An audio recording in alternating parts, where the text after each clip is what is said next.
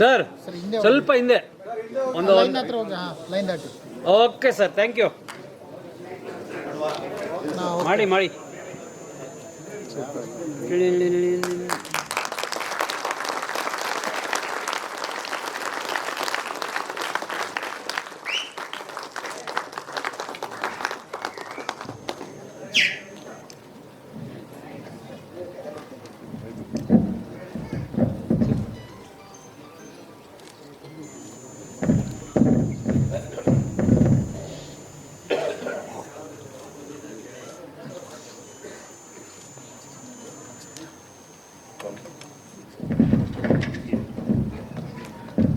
ನಾವು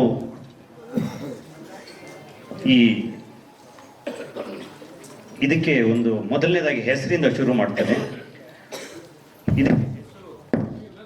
ಹಲೋ, ಅದೆಲ್ಲೋ ಬೇರೆ mic on ಆಗಿರ್ಬೇಕು, ಅದು ಸೌಂಡ್ ಮಾಡ್ತಿದ್ದೆ ನೋಡಿ, ಯಾರ ಹತ್ರ ಇದೆ?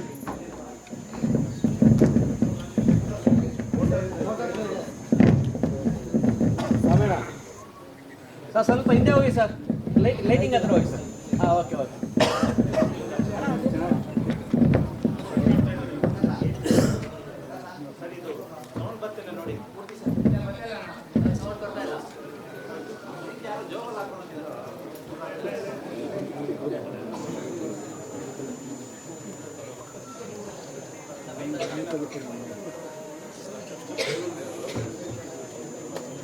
Audio please. ಏನಮ್ಮ ಯಾಕೆ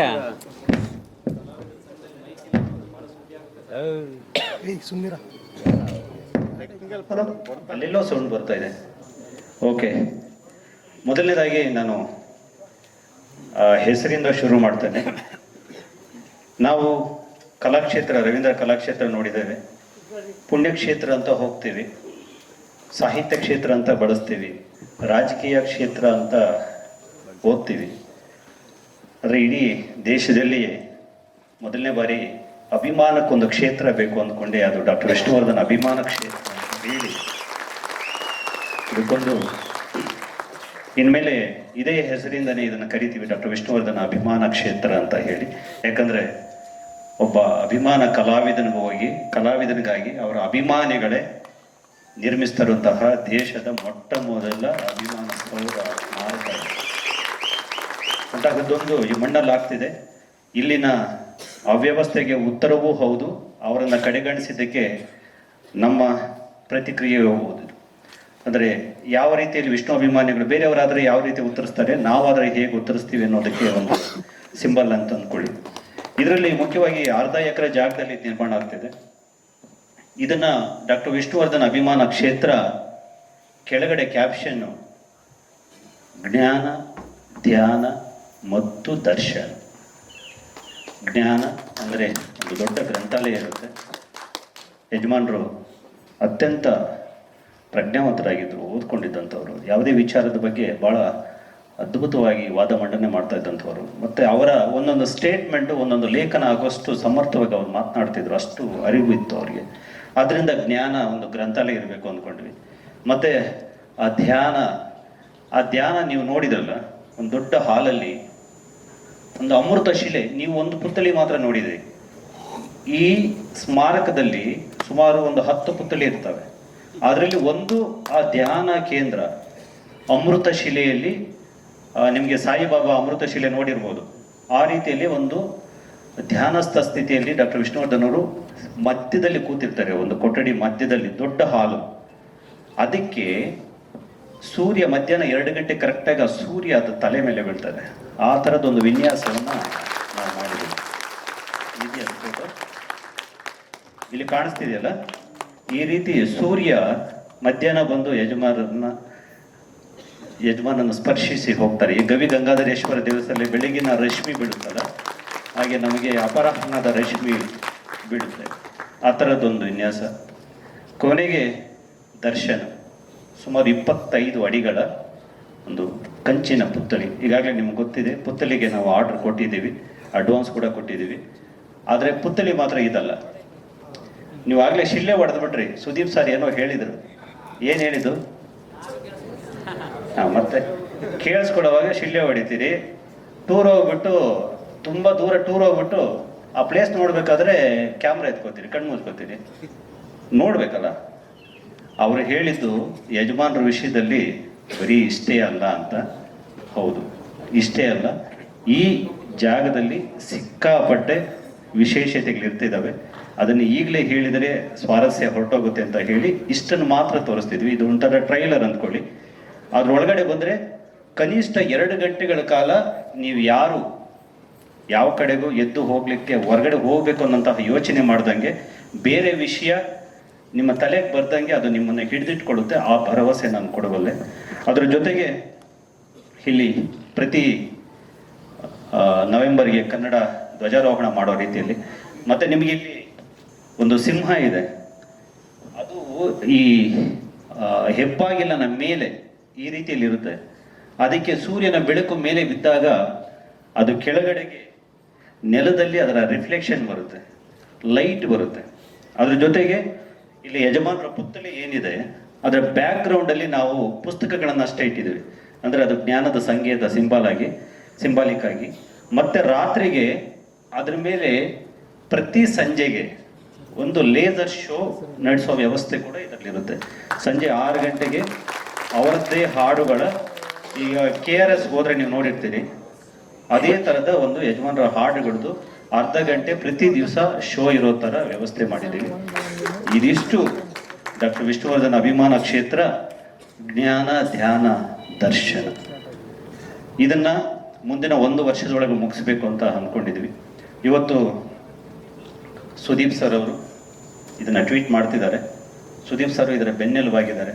ಅವರು ಅಶೋಕ್ ಖೇಣಿಯವರ ಜೊತೆಗೆ ಮಾತನಾಡಿ ಅವರು ಒಂದಷ್ಟು ಹಣವನ್ನು ಕೊಟ್ಟು ಇನ್ನೊಂದಷ್ಟು ಹಣವನ್ನು ಅಶೋಕ್ ಖೇಣಿಯವರು ಭರಿಸ್ತಿದ್ದಾರೆ.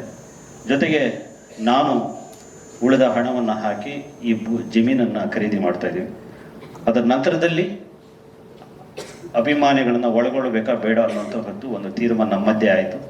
ಕೊನೆಗೆ ಈಗ ಸದ್ಯಕ್ಕೆ ನಾವುಗಳು ಎಷ್ಟು ಜನ ಒಂದಷ್ಟು ಸಮರ್ಥರಿದ್ದೀವಿ ಅಭಿಮಾನಿಗಳೇ, ನಾವುಗಳು ಮಾತ್ರ ಇದನ್ನು ನಿರ್ವಹಿಸೋದು ಅಂತ ಅಂದ್ಕೊಂಡಿದ್ದೀವಿ. ಇನ್ನು ಮುಂದಿನ ದಿನಗಳಲ್ಲಿ ಅಗತ್ಯ ಬಿದ್ದಾಗ ಇಡೀ ರಾಜ್ಯದಾದ್ಯಂತ ಕರೆ ಕೊಟ್ಟು ಒಬ್ಬ ನಿವೃತ್ತ ನ್ಯಾಯಾಧೀಶರನ್ನು ಇದಕ್ಕೆ ನೇಮಿಸಿ ಅವರ ಮೂಲಕವೇ ಇದರ ಎಲ್ಲ ವ್ಯವಹಾರಗಳು ಆಗೋ ಥರದ ಒಂದು ವ್ಯವಸ್ಥೆಯನ್ನು ನಾನು ಮಾಡ್ತಾ ಇದ್ದೇನೆ. ಸೊ ಇದನ್ನು ಮುಂದಿನ ಸೆಪ್ಟೆಂಬರ್ 2026 ಸೆಪ್ಟೆಂಬರ್ 17 ಒಳಗಡೆ ಇದನ್ನು ಮುಗಿಸ್ಬೇಕು. ಯಾಕಂತಂದರೆ ಅವರ ಯಜಮಾನರ ಅಮೃತ ಮಹೋತ್ಸವ ಭಾಳ ದೊಡ್ಡ ಮಟ್ಟದಲ್ಲಿ ಮಾಡ್ತೀವಿ ಅಂತ ಅನೌನ್ಸ್ ಮಾಡಿದ್ದೀವಿ. ಬಟ್ ಬೇರೆ ಬೇರೆ ಕಾರಣಕ್ಕೆ ಅದು ಆಗಲಿಲ್ಲ. ಅಮೃತ ಮಹೋತ್ಸವ ಇವತ್ತು ಶುರುವಾಗಿದೆ. ಇದು ಮುಗಿಯೋದು 2026 ಸೆಪ್ಟೆಂಬರ್ 17 ಅಲ್ವಾ? ಅಷ್ಟರೊಳಗೆ ಮಾಡೋಣ ಅಂತಂದರೆ ಭಾಳ ದೊಡ್ಡ ಮಟ್ಟದಲ್ಲಿ ಇದನ್ನು ಮಾಡಿ ಒಂದು ಕಾರ್ಯಕ್ರಮ ಮಾಡೋಣ. ಅದಕ್ಕೂ ಮುಂಚೆ ನವೆಂಬರಲ್ಲಿ ಕರ್ನಾಟಕ ರತ್ನ ಪ್ರಶಸ್ತಿ ಪ್ರದಾನ ಇರುತ್ತೆ. ಅದಕ್ಕೆ ಈ ನಾಡು ಕಂಡಂತಹ ಬಹುದೊಡ್ಡ ಕಾರ್ಯಕ್ರಮವಾಗಿ ಅದನ್ನು ರೂಪಿಸೋ ನಿಟ್ಟಿನಲ್ಲಿ ನಾವು ಯೋಚನೆ ಮಾಡ್ತಾ ಇದ್ದೀವಿ. ಅವತ್ತು ಕನಿಷ್ಠ ವಿಧಾನಸೌಧದ ಮುಂಭಾಗದಲ್ಲಿ 1 ಲಕ್ಷಕ್ಕೂ ಹೆಚ್ಚು ಜನ ಸೇರಬೇಕು ಅಂತ ಹೇಳ್ಬಿಟ್ಟು ನಾವು ಪ್ರಾರಂಭ ಮಾಡಿದ್ವಿ. ಅವತ್ತು ರಾಜ್ಯದ ಪ್ರತಿ ಜಿಲ್ಲೆ ತಾಲೂಕಿನ ರಸ್ತೆಗಳು ಕೂಡ ಬೆಂಗಳೂರು ಕಡೆಗೆ ಮುಖ ಮಾಡಿರ್ತವೆ. ಪ್ರತಿ ಹಳ್ಳಿಗಳಿಂದಲೂ ಕೂಡ ಒಂದು ವಾಹನ ಬೆಂಗಳೂರು ಕಡೆಗೆ ಬರುತ್ತೆ. ಪ್ರತಿ ಅಭಿಮಾನಿಗಳು ಕೂಡ ಅವರ ಸ್ವಂತ ಹುಟ್ಟುಹಬ್ಬನ ಆಚರಣೆ ಮಾಡ್ಕೊಂಡಂಗೆ ಮಾಡ್ಕೋತಾರೆ. ಗಲ್ಲಿಯಲ್ಲೂ ಕೂಡ ಅವರ ಬಾವುಟಗಳಿರ್ತವೆ, ಬ್ಯಾನರ್ಗಳಿರ್ತವೆ, ಅನ್ನದಾನದ ಕಾರ್ಯಕ್ರಮಗಳಿರ್ತವೆ, ಒಂದು ಸಮಾಜಮುಖಿ ಕೆಲಸಗಳಿರ್ತವೆ, ಆಶ್ರಮಗಳಿಗೆ ಹೋಗ್ತಾರೆ. ಅಷ್ಟೆಲ್ಲವನ್ನು ಕೂಡ ನವೆಂಬರ್ 1 ಕರ್ನಾಟಕ ರತ್ನ ಪ್ರಶಸ್ತಿ ಪ್ರದಾನ ಸಮಾರಂಭದ ದಿನ ಮಾಡಬೇಕು ಅಂತ ನಾವು ವಿಷ್ಣು ಸೇನಾ ಸಮಿತಿ ನಿರ್ಧಾರ ಮಾಡಿದೆ. ಅದಕ್ಕೆ ನೀವೆಲ್ಲರೂ ಕೂಡ ಜೊತೆಗಿರ್ತೀರಿ ಅನ್ನೋಂತಹ ನಂಬಿಕೆಯಲ್ಲಿ ನನ್ನ ಈ ಮಾತುಗಳನ್ನು ಮುಗಿಸ್ತಾ, ಇದರ ಈ ಒಂದು ಡ್ರಾಯಿಂಗ್ ಅಂದರೆ ಆರ್ಕಿಟೆಕ್ಟ್ ಬ್ಲೂ ಮಾಡಿದಂಥವ್ರು ಒಂದು ಪುನೀತ್ ಅಂತ ಹೇಳಿ, ಅವರಿಗೆ ನಿಮ್ಮದೊಂದು ಚಪ್ಪಾಳೆ. ಜೊತೆಗೆ ಅವರು ಮುಕ್ತ ಅಂತ ಹೇಳಿ ಅವರ ಇನ್ನೊಂದು ನೋಡಿದ್ರಲ್ಲ, ಅದು ನನ್ನ ಸೋದರ ರಕ್ಷಿತ್ ಅಂತ ಹೇಳಿ ರಘುವಣ್ಣವರ ನಿಮ್ಮ ಬಂದಿಲ್ಲ ಇಲ್ಲಿ. ಯಾವುದು ಮೊದಲನೇದು ಮಾಡುವ ಎರಡನೇದು ಮಾಡುವ? ಫಸ್ಟಾ?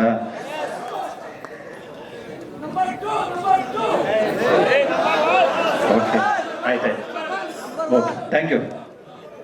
Okay okay.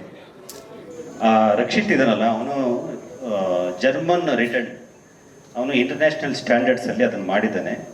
ಬಟ್ ಇಲ್ಲಿ ಫ್ಯಾನ್ಸ್ಗೆ ಏನು ಬೇಕೋ ಅದನ್ನು ಫಸ್ಟಲ್ಲಿ ಇದೆ, ನಮ್ಗೆ ಗೊತ್ತಾಗ್ತಿದೆ. ಫಸ್ಟಿಗೆ ಏನು ಫ್ಯಾನ್ಸ್ಗೆ ಏನು ಬೇಕೋ ಅದನ್ನು ಮಾಡಿದ್ದಾರೆ. ಸೊ ಅದರಿಂದ ನೀವೇ ಮುಖ್ಯ ಆಗಿರೋದ್ರಿಂದ ನಿಮ್ಮನ್ನು ಬಿಟ್ಟು ಯಜಮಾನರನ್ನು ಊಹೆ ಮಾಡ್ಕೊಳಕ್ಕಾಗದಿರೋದ್ರಿಂದ ನಾವು ಮೊದಲನೇದೇ ಮಾಡೋಣ. ಸೊ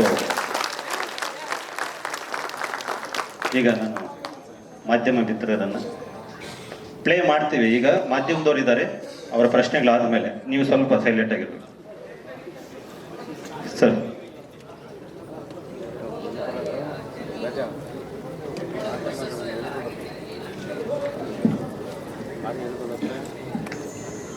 ಜಮೀನ್ ತಗೊಳ್ಳೋ ಪ್ರೋಸೆಸ್ಸು ಅವೆಲ್ಲ ಏನಾಗಿದೆ ಇವಾಗ? ಅದು ಸೇಲ್ ಅಗ್ರಿಮೆಂಟ್ ಆಗಿದೆ ಸರ್. ಅಗ್ರಿಮೆಂಟ್ ಆಗಿದೆ. ಡಾಕ್ಟರ್ ವಿಷ್ಣು ಸೇನಾ ಸಮಿತಿ ಹೆಸರಲ್ಲಿ ಮತ್ತೆ ಸುದೀಪ್ ಅವರು, ಅಶೋಕ್ ಕೇಣಿ ಇವರೆಲ್ಲರನ್ನೂ ಒಳಗೊಂಡಂತೆ 3 ಜನರ ಸಹಭಾಗಿತ್ವದಲ್ಲಿ ಒಂದು ರಿಜಿಸ್ಟ್ರೇಷನ್ ಮಾಡಿದ್ದೀವಿ. ಅಶೋಕ್ ಕೇಣಿ ಅವರಿದ್ದಾರೆ, ವಿಷ್ಣು ಸೇನಾ ಸಮಿತಿಯಿಂದ ನಾನಿದ್ದೇನೆ, ಮತ್ತು ಸುದೀಪ್ ಸರ್ ಇದ್ದಾರೆ. ಅದಕ್ಕೊಂದು ಸಂಸ್ಥೆ ಮಾಡಿದ್ದೀವಿ. ಆ ಸಂಸ್ಥೆ ಹೆಸರಲ್ಲಿ ರಿಜಿಸ್ಟ್ರೇಷನ್ ಸೇಲ್ ಅಗ್ರಿಮೆಂಟ್ ಆಗಿದೆ. ಸೇಲ್ ಡೀಡ್ಗೆ ಇನ್ನೊಂದಷ್ಟು ಅಮೌಂಟ್ಗಳ ಅವಶ್ಯಕತೆ ಇದೆ. ನಾವು ಒಂದು ಮಾಡಿಕೊಂಡು ಈ ತಿಂಗಳಲ್ಲೇ ಮುಗಿಸ್ತೀವಿ ಸರ್. ಈ ಸ್ಮಾರಕಕ್ಕೆ ಒಟ್ಟಾರೆ ಎಷ್ಟು ಖರ್ಚಾಗಬಹುದು? ಎಸ್ಟಿಮೇಟು ಮಾಡಿದ್ರ ಪುನೀತ್ ಎಸ್ಟಿಮೇಟ್ ಆಗಿದೆಯಾ? ಎಸ್ಟಿಮೇಟ್ ಇನ್ನು ರೆಡಿ ಮಾಡ್ತಿದ್ದಾರೆ ಸರ್. ಎಸ್ಟಿಮೇಟ್ ನಾನು ರಿವೀಲ್ ಮಾಡ್ತೇನೆ. ಕೆಲಸಗಳು ಯಾವಾಗಿಂದ ಪ್ರಾರಂಭ ಆಗುತ್ತೆ ಸರ್? ಮುಂದಿನ ತಿಂಗಳಲ್ಲಿ ಮಾಡ್ಬೇಕು ನಮ್ಗೆ, ಯಾಕಂದ್ರೆ ಇನ್ನು 11 ತಿಂಗಳಷ್ಟೇ ಸಮಯ ಇರೋದಲ್ವ. ಸೊ ಮುಂದಿನ ತಿಂಗಳಿಂದ ಶುರು ಮಾಡ್ತೀವಿ. ಬಟ್ ಯಾವ ಅದು ಎಲ್ಲಿ ಅಂತ ಕೇಳಬಾರ್ದು, ನಾವು ಹೇಳೋದ ಆಮೇಲೆ ಬನ್ನಿ. ನಿಮ್ಗೆ ಗೊತ್ತಿರಲಿ, ಯಾಕಂತಂದ್ರೆ ಅದೇನು ಇದರ ಉದ್ದಟತನ ಅಲ್ಲ. ವಿಷ್ಣುವರ್ಧನ್ ಅವರು ಅಂದ್ರೆ ವಿವಾದಗಳು, ಅದು ಎಲ್ಲೆಲ್ಲಿದ್ದಾರೋ ಉಟ್ಕೊಂಡ್ಬಿಡ್ತಾರೆ ಆ ಟೈಮಿಗೆ. ನಾ ಇಂಥ ಜಾಗ ಅಂತ ತೋರಿದ ತಕ್ಷಣ ಅದೆಷ್ಟು ಲಿಟಿಗೇಷನ್ ಮಾಡ್ತಾರೆ ಅಂತ ಅಂದಾಜು ಕೂಡ ಮಾಡೋಕ್ಕಾಗಲ್ಲ. ಸೊ ಅದರಿಂದ ನೀವ್ಯಾವ ಎಲ್ಲ ಆಗ್ತಿದೆ ಅಂತ ಕೇಳಿಬಿಡಿ. ನಂಬಿಕೆ ಇದೆಯಲ್ವಾ? ಇಷ್ಟೇನಾ ನಮಗೆ? ನಂಬಿಕೆ ಇದ್ರೆ ಅದನ್ನು ಉಳಿಸ್ಕೊಳ್ಳೋ ಪ್ರಯತ್ನದಲ್ಲಿ ನಾವು ಇರ್ತೀವಿ. ಕೇಳಬೇಡಿ ಎಲ್ಲಿ ಅಂತ ಹೇಳ್ಬಿಟ್ಟು. ಆ ಜಾಗದಲ್ಲಿ ಕೆಲಸ ಆಗುತ್ತೆ, ಪುತ್ಥಳಿ ಇಡ್ತೀವಲ್ಲ ಆವತ್ತು ರಾಜ್ಯಕ್ಕೆ ಕರೆ ಕೊಡೋಣ. ಸೊ ಅಲ್ಲಿವರೆಗೂ ಆ ಕಟ್ಟಡದ ಕೆಲಸಗಳಾದ ಬೇಗ ಮುಗಿಸ್ಬಿಡೋಣ. Thank you.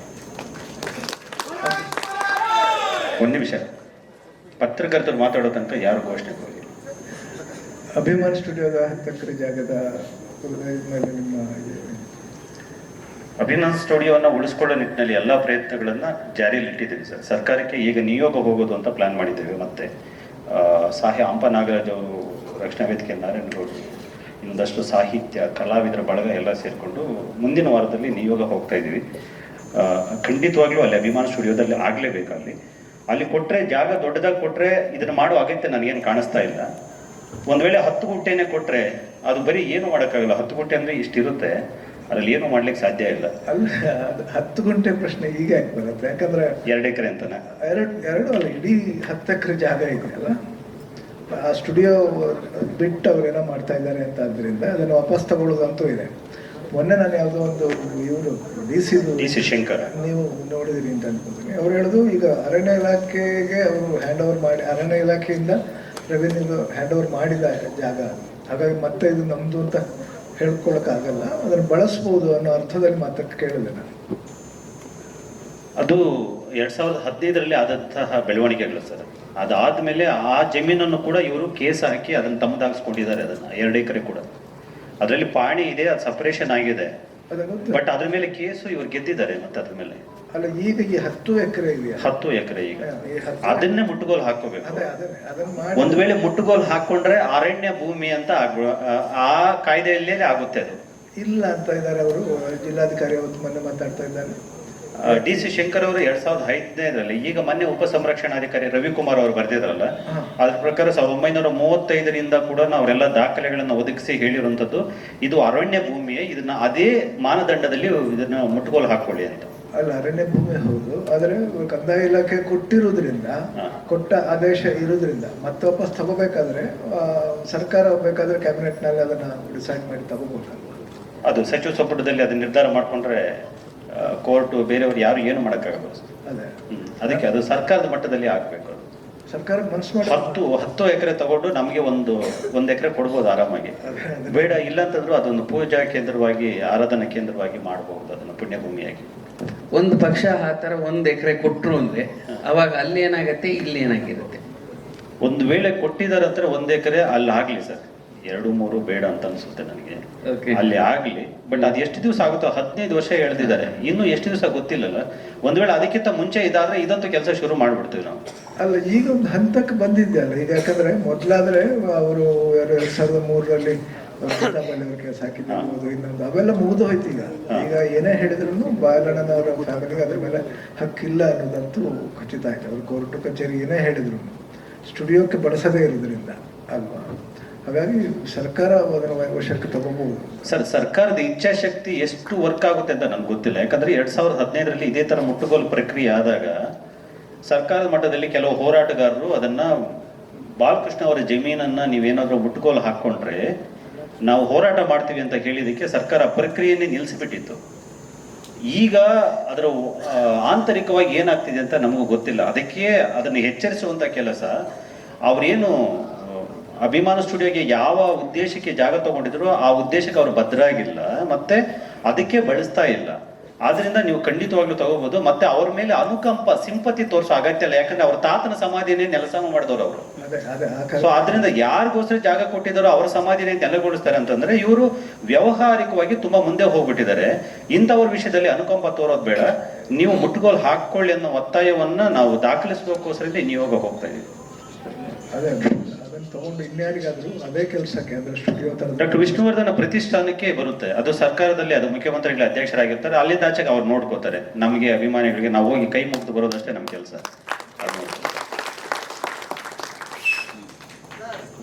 ಹಾ,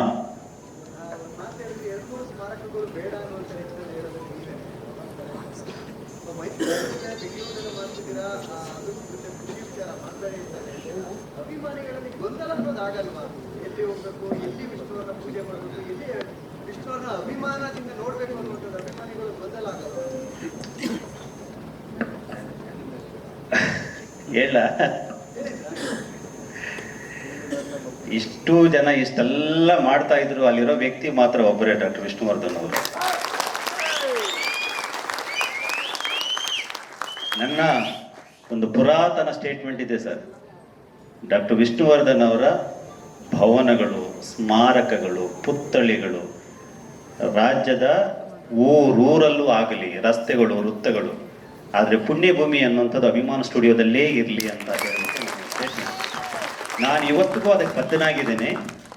ನಾವು ಪ್ರತಿ ಸಲ ಹೋರಾಟವನ್ನ ಅಭಿಮಾನ ಸ್ಟುಡಿಯೋ ಪುಣ್ಯಭೂಮಿಯನ್ನು ಕೇಳಿದಾಗ ನಾವು 2 ಮಾತುಗಳನ್ನ ಬಹಳ ನೋವಿಂದ ಕೇಳಿಸ್ಕೊತೀವಿ ಸರ್. ಒಂದು, ಮೈಸೂರಲ್ಲಿ ಕೊಟ್ಟಿದ್ದೀವಿ, ಮತ್ತೆ ಇಲ್ಲೇ ಬಂದು ಕೊಡ್ತೀರಿ, ಜನರ ತೆರಿಗೆ ದುಡ್ಡಲ್ಲಿ ಆಟ ಆಡ್ತಾ ಇದ್ದಾರೆ, ವಿಷ್ಣಾಭಿಮಾನಿಲಿ ಏನು ತಲೆ ಇಲ್ವ ಅಂತ ಹೇಳ್ಬಿಟ್ಟು ಪ್ರಜ್ಞಾವಂತನೇ ಮಾತನಾಡ್ತಾರೆ ಸರ್. ಇನ್ನೊಂದು ಮಾತು, ಅಷ್ಟು ದೊರೆತಿದ್ರೆ ನೀವೇ ಹಾಕ್ಬಿಟ್ಟು ದುಡ್ಡು ಹಾಕ್ಬಿಟ್ಟು ಮಾಡ್ಕೊಳ್ರಿ ಅಂತ ಹೇಳ್ಬಿಟ್ಟು ಹೇಳ್ತಾರೆ ಸರ್. ನಾನು ಆ 2ನೇ ಸ್ಟೇಟ್ಮೆಂಟ್ಗೆ ಕನೆಕ್ಟ್ ಆಗ್ಬಿಟ್ಟಿದ್ದೀನಿ ಸರ್.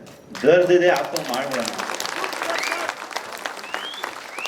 ಅದರಿಂದ ಇಲ್ಲಿ ಆಗಲಿ, ಅಲ್ಲೇ ಆಗಲಿ, ಬೇರೆ ಕಡೆ ಆಗಲಿ, ಅದು ಪುಣ್ಯಭೂಮಿ ಮಾತ್ರ ಒಂದೇ ಅಲ್ವ ಸರ್, ಎಲ್ಲ ಕಡೆಗಾಗಲಿ. ಮತ್ತೆ ಬೆಂಗಳೂರಲ್ಲಿ ವಿಷ್ಣು ಸೇನಾ ಸಮಿತಿನೇ ಎಷ್ಟು ಪುತ್ಥಳಿ ಮಾಡಿದೆ ಗೊತ್ತಿದೆಯಾ? ಬರೀ 62 ಪುತ್ಥಳಿ ಬೆಂಗಳೂರಲ್ಲಿ ವಿಷ್ಣು ಸೇನಾ ಸಮಿತಿಯೇ ಮಾಡಿದೆ ಸರ್.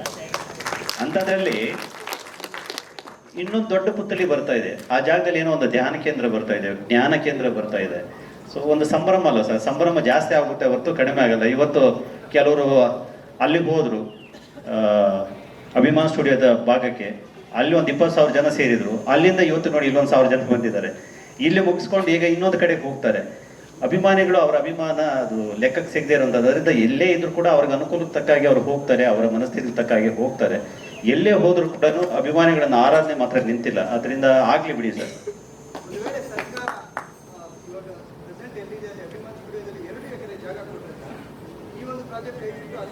100%. 10 ಗುಂಟೆಗಿಂತ ಅವ್ರ ಅರ್ಧ ಎಕರೆ ಮೇಲೆ ಏನೇ ಕೊಟ್ಟರು ಕೂಡ ಇದನ್ನು ಯಾವುದೇ ಸ್ಥಿತಿಯಲ್ಲಿ ಇದ್ರೂ ಕೂಡ ನಿಲ್ಲಿಸ್ತೀನಿ. ಯಾಕಂದರೆ ಅಲ್ಲೇ ಹೋಗಿ ಎಲ್ಲರೂ ಸಂಭ್ರಮಿಸೋಣ ಅಂತ.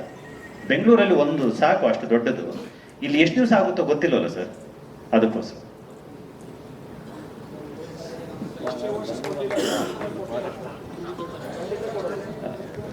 ಬೇರೆ ಅಂದರೆ ಪ್ರಶ್ನೆ ಇಲ್ಲದೇ ಇರೋಷ್ಟು ಉತ್ತರ ಕೊಟ್ಬಿಟ್ಟಿದ್ದೀನಿ. ಥ್ಯಾಂಕ್ ಯು ಎಲ್ಲ ಮಾಧ್ಯಮ ಮಿತ್ರರಿಗೆ ಧನ್ಯವಾದಗಳು. SS ಟಿವಿ ಸಿನಿಮಾ ಜಗತ್ತಿನ ಕ್ಷಣ ಕ್ಷಣದ ಸುದ್ದಿಯೊಂದಿಗೆ.